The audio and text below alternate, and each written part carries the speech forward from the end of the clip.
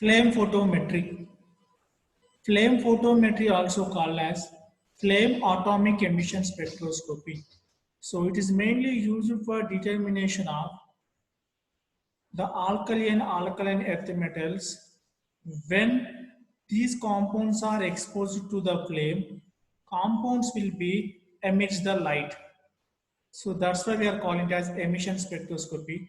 The emission occurs at atomic level.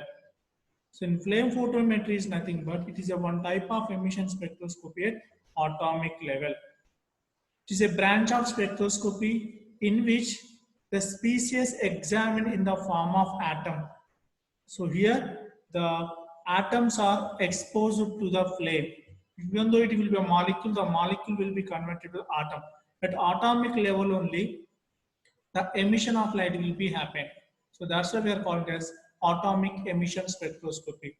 Flame photometry is used in inorganic chemical analysis to determine the concentration of certain metal ions among the sodium, potassium, calcium, barium, lithium.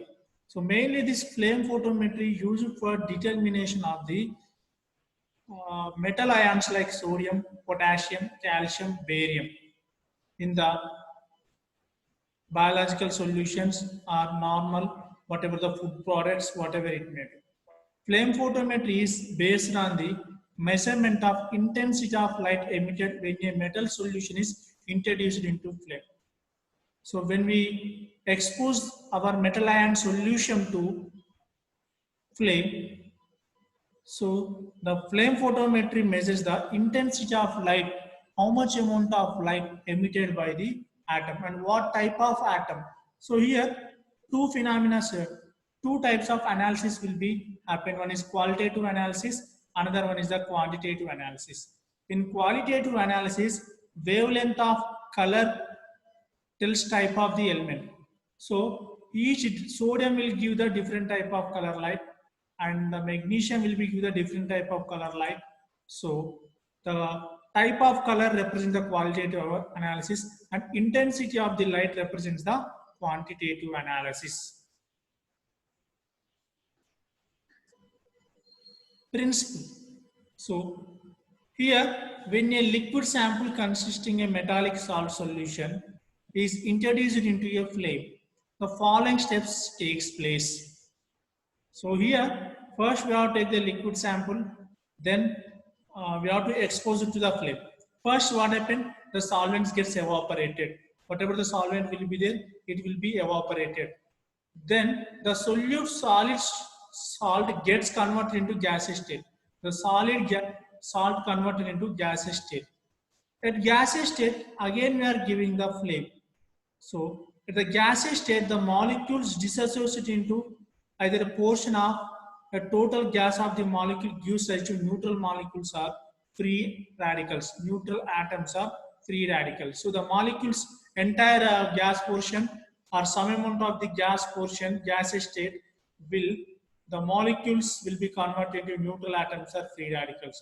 Now these neutral atoms are excited by taking the thermal energy from the flame and they are going from the ground state to another state, the excited state. As excited state is unstable, they are again reached to the ground state. So when they are coming from the ground state, excited state to ground state, they will be emit the photons. So that's why the flame photometry will determine the measurement of how much amount of light is emitted. This is the principle involved in the flame photometry. So here in a diagrammatic manner I have represented here. This is the metal ion solution. So we are exposing to the flame in the form of aerosol form. In the form of aerosol or spray form, we are exposing to the flame. So vaporization means nothing but the solvent will be evaporated in the flame. Then what will be there? Gaseous state molecules will be there. So now this gaseous state molecule dissociate into neutral molecule. Now this neutral molecule, what state will be there? Ground state atoms are there. Here neutral atoms are there. So now they are in what state? Ground state. Now this atom will be absorb the thermal energy from the flame. They are going from the ground state to excited state. So as the excited state is unstable, again they are reached to the ground state. Here the ground state will be there. Again here this is the ground state. So when they are coming from the excited state to ground state, the energy is emitted in the form of light. So the how much amount of light is emitted, we can measure by using this flame photometry or flame atomic spectrophotometer. So here the intensity of radiation emitted by atoms depends upon the proportion of thermally excited atoms. So many number of atoms are there. So how much amount of light is emitted mainly depending upon the how many number of atoms are excited from the ground state to excited state. So the number of atoms excited mainly depending upon the temperature of the flame. So how much amount of temperature is produced by the flame is important. So the fraction of free atoms thermally excited. So the fraction of how many number of atoms are thermally excited, nothing but the fraction of free atoms thermally excited denoted by the n star by n equal to a into e to the power of delta E by kT. This is the formula. N star by n is the proportion of the atoms thermally excited. N star is the number of atoms excited. N is the number of atoms in the ground state. A is the constant for the element, K is the Boltzmann constant, T is the temperature, and delta is the energy difference between the two states, nothing but the wavelength of emitted light that will be represented, E2 minus E1. So this is the principle involved in the flame photometry. Next, we are discussing, I already told, we are doing two types of analysis, qualitative analysis and quantitative analysis. So, at what wavelength, at what type of color, and what type of compound will use. Suppose the sodium, it will be emits the wavelength of 589 and it produces a flame color yellow. So, when we expose an unknown sample in the flame photometer, if the flame color should be yellow, that time we can call identified as that element is sodium. If potassium, the flame color is violet. If barium, the flame color is lime green. It will be calcium, orange, lithium, red. So these are the different type of elements and what type of flame color they have produced. So sodium is yellow color, potassium is violet color, barium is lime green, calcium is orange, lithium is red. Next, we are discussing the instrumentation of the flame photometer. The basic compounds are flame atomizer, in this with fuel and oxidant, and monochromators, detectors, and readout devices. Once you see here, I have given schematic representation of the flame photometer. Here the sample solution will be there. Now the sample solution will be passed to the nebulizer in the form of, it is a solution form, then it will be moving towards the flame. Here, this is the flame, burner will be there here, towards the burner in the form of a small fine droplet form or aerosol form. So here the nebulizer will be there. Now this nebulizer will be, the role of nebulizer, it will be converts the solution into the spray form. And here we are giving the oxidant and fuel. The fuel for the lightening the lamp, nothing but for the burner, and oxidant also used for the lightening of the lamp. So now they are going towards the flame. Now these are all the solute particles, all the sample solution particles in the form of fine droplets, they are entered the flame. At this flame, whatever the phenomena I told, vaporization, conversion to gaseous state, conversion of molecule to atoms. Now these atoms will be converted into the new free radicals, and then they're getting the energy. They're going from the ground state, then they come to the excited state. During this process, they will be emits the light. These dotted lines represent the amount of light emitted. So the light emitted is passing through the filters or monochromators. Then it will be go to the detector. Then it will be go to the readout devices. This is the schematic representation of the flame photometer. So the basic parts are flame atomizer. So this entire is called as flame atomizer. Enter up to the flame burner is called as flame atomizer. Next is monochromators. Next is detectors. This one readout devices or amplifiers. This is the instrumentation. So here I have given another block diagram. So this is the nebulization will be happen here. Due to this nebulization, they will be going like this. From here, the gas air is coming. From here, we are giving the oxidant. The oxidant, the air, and the solution all are mixed here with this pre-mixing chamber will be there. Then it will go to the burner. From this, the light is emitted, go to the filters, nothing but monochromators, detectors, and readout devices. So this is the a schematic representation of the flame photometer. First, we are discussing the flame atomizer. It is used for the atomization of the sample and as a source of thermal energy to excite the atoms. The flame atomizer consists of two main compounds, nebulizer and burner. The atomizer containing two parts, nebulizer and burner. The nebulizer, what is the role of nebulizer means? The sample solution is divided into very fine droplets which are aspirated into fine spray or aerosols. The main function of nebulizers, it will be convert the solution to fine droplet forms in the form of aerosol. As the oxidant flow, it withdraw the sample from the capillary in the fine droplets. So solution will be there. In this solution, we are keeping one capillary. Through this capillary, the solution will be going along with the oxidant through the nebulizer, then it will be converted into the fine droplets form. Then it will be mixed with the pre-mixing chamber with the fuel gas. Enter in the pre-mixing chamber the oxidant, the fuel, and the sample solution in the form of droplets they are mixing. Only fine droplet forms only reach to the burner. The large droplet forms are they fall down, they are going towards the outside through the wastage unit. One drain pipe will be there. The fuel oxidant sample aerosol mixture passes through the burner, producing the necessary heat for the atomization and excitation. After mixing these three, they reach it to the flame. At the flame, whatever the steps we have discussed till now, the steps will be happen. The vaporization, evaporation, and gas state conversion, molecule converted to neutral atom excitation. All these things will be happen. So this is the function of the nebulizer. And next one is the burner will be there. At this burner, the excitation of the atoms will be happen. So before going to the burners, we are discussing the what are the different type of nebulizers we are using. So we are classifying into different ways according to the source of energy for nebulization. We have two types of nebulizers are there, pneumatic and ultrasonic nebulizers. According to the way of liquid is taken, we have two types are there, suction type, gravity fed, controlled flow, and reflex nebulizers. These are the classification of nebulizers.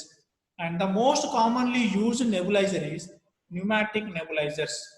In the most of the flame photometer consist of pneumatic nebulizers only. Next is burners. The flame atomizer consists of nebulizer and burner. We completed the nebulizer. Now we are discussing the burners. Generally, the most commonly used burner is the pre-mixed chamber burner. Even though we are having four types of Mecker burner, total consumption burner, pre-mixed chamber burner, and Landgraf burner. The first one we are discussing about the Mecker burner. This is used in the olden days, earlier days. And here the fuel we are using is natural gas. The oxidant we are using is oxygen. The relatively produce the low temperature and low excitation energies. The flame produce, the temperature of the flame is very low. So that's why if the energy or the temperature of the flame is low means the energy required for the excitation produced by the flame also less. That's why nowadays we are not using. And the flame produced by this burner is not homogeneous chemically. So flame is there. At the any spot, any place of the flame, compulsory the flame should be having homogeneous temperature and intensity. But in case of Mecker burner, the flame produced by this burner not homogeneous chemically. Generally here we have two types of regions are there, oxidizing region and reducing region. These two regions are differentiated by their intensity of the temperature. The temperature differences, mainly we are differentiating by this temperature difference only. The flame intensity in these regions are different.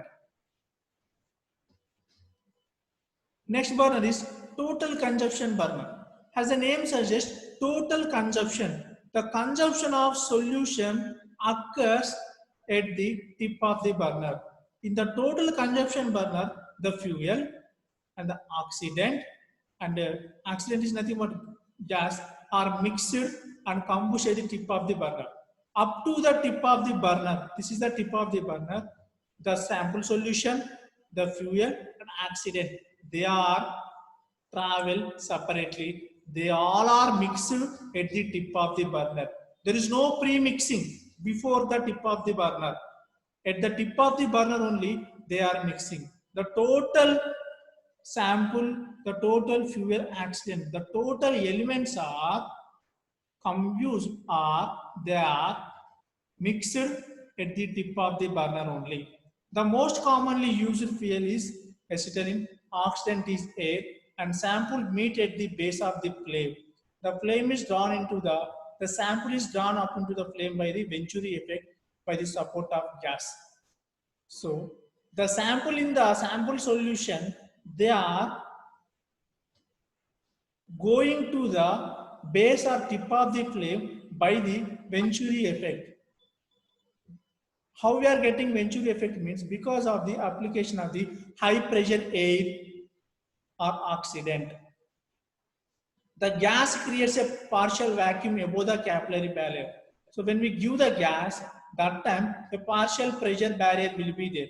Due to this, the sample will be sucked into the tip of the flame. So this is the total consumption burner. However, the total consumption burner can be used to aspirate the viscous and high solid samples with more easy, such as undiluted serum and urine. The total consumption burner mainly used for handling of the viscous sample solutions. So next is pre-mixed burner or pre-mixed chamber burner. In pre-mixed chamber burner, what happened? Before reaching to the burner base or tip, all the sample solution, fuel, gas or oxidant, they are mixing in the mixing chamber. Here we have two are there. So here what happened? So here the sample solution is coming like this is the arrows and the gas flow, and this is the pre-mixed gas. All these things are they are mixing. Before here the flame burner will be there.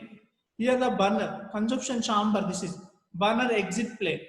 But before they are reaching to the burner, they are mixing in the mixing chamber. Generally, in the pre-mixed burner, we have two parts are there. One is burner head, another one is the mixing device. So at the top the burner head will be there. Below the burner head, the air gas mixing device will be there. Before reaching to the burner head, the entire gas and oxidant and sample is mixing, and they are traveling in the form of a laminar flow. They are traveling in a laminar flow. So that's why we are calling it as laminar flow chamber. The pre-mixed chamber burner also called as laminar flow chamber burner. So this is the difference between the total consumption burner and pre-mixed burner. A fuel and gas are mixed in the chamber before they enter the burner head, where they combust. The sample solution is again aspirated through the capillary by the Venturi effect. So in a beaker, the sample solution will be there. How it will be reached to the flame and how it will be converted into the aerosol or aspirated form in the form of one effect that is called as Venturi effect. The premix burner generally limited to relatively low burning velocity flames. The most outstanding disadvantage of premix burner is the only low burning velocity flames can be used. So the velocity of the flame is very low. So this is the pre-mixed chamber. Next is the Landgraf burner. The construction of the Landgraf burner is similar to the pre-mixed chamber. Only one difference is there. What happened? When they are mixed in the pre-mixed chamber, only due to nebulization process, only few amount of the sample will be converted to fine droplets. Most of the sample going through the as a large droplets and they are not entered to the burner, they are going through the drain outside. So to increase the amount of fine droplets, we are using some specialized devices in the Van der Graaf burner. Just we have to enhance the nebulization process. The construction of this burner is similar to premixed flow chamber burner. Various devices have been used to enhance the nebulization, including the use of impact beads or ultrasonic vibrators and thermal spray heaters. These are the different type of devices we are keeping in the premix chamber. So here what happened, the solution, most of the solutions are converted into the fine droplet forms. The number of droplet forms produced by the Van der Graaf burner is more than the premix chamber burner. The large droplets are going toward, going outside through the drain. Next, we are discussing the monochromators. Already we have discussed the monochromators and detectors in the UV visible spectrophotometer. Whatever the monochromators and detectors we are using, same type of detectors and monochromators we are using in the flame photometer. So the monochromators are prism type grating. In this prism type, we have refractive type and reflective type. And gratings, diffraction and deflection or transmission.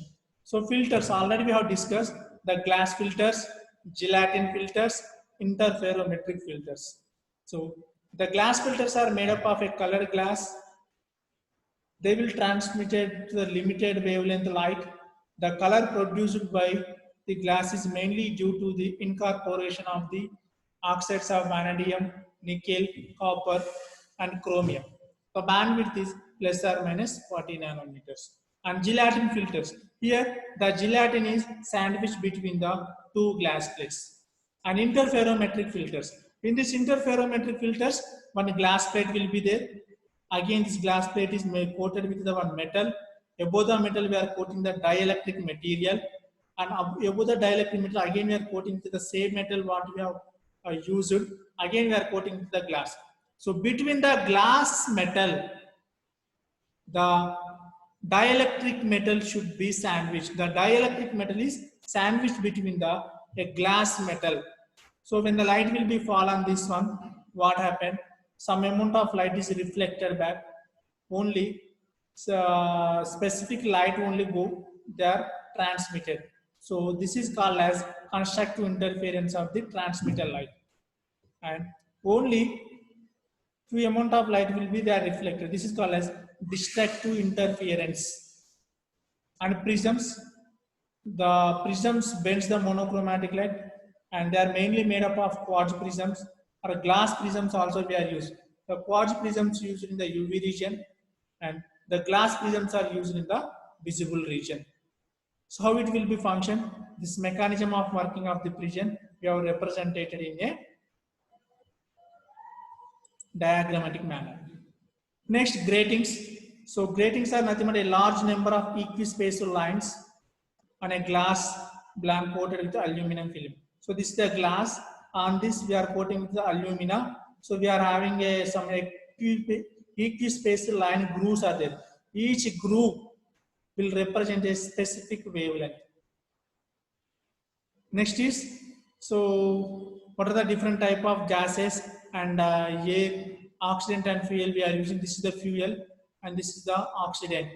So this the table represents the what type of fuel and oxidant we are using and what is the approximate temperature produced by this one.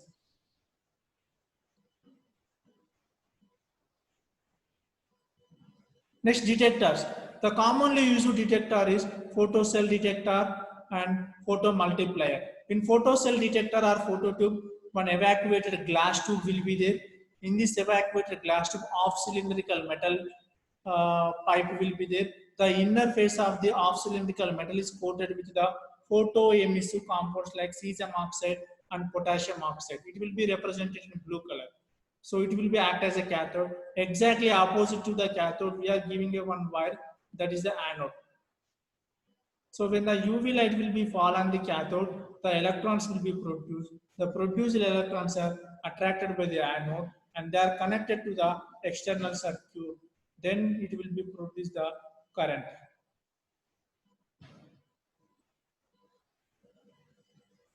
Next, photo multiplier. So in the photo multiplier similar to photo 2, it is generally used in the detector of UV spectrophotometer also. The spectrophotometers we are using, it is a combination of photodiode and electron multiplier. Here nothing will be there. So it is having one cathode. So this will be represents a cathode. The photocathode, the round shape one is called cathode, and this one, and it is contained one anode. So in between the cathode and anode, we are having diodes, 9 to 16 diodes. These are the 9 to 16 diodes. The entire will be closed in the glass envelope. So when the light will be fall on the cathode, one electron will be produced. The produced electrons strike the photoemissive or diodes. So this diodes will be multiply the electron. Again, it will be reflected another one. So because of this number of diodes, so the electron will be multiplied in the number of times. So here 1 electron, 2, 4, 16, 32, 64, like that. And there at the last, the electrons are reached to the anode. That time we are getting the output signal in the form of a current. This is the cell. Next, readout devices. A signal from the detector is shown in the response of digital readout devices. So that it will be represented in the percentage intensity, which can be used to plot a standard graph between the emitted radiation versus concentration. So how much amount of radiation emitted and what concentration of the sample you are taking. As the concentration increases, the amount of emitted light also increases, directly proportional will be there. So the electrical signal will be converted into human readable form in the form of a digital readout values. So this is the readout devices. Next one is applications. So it is mainly used for the qualitative analysis and quantitative analysis, mainly used for identify the type of metal ions present, and it can be also done for a technical peak matching. At least 3 peaks of emission spectrum should be matched when sample and standard spectra are recorded.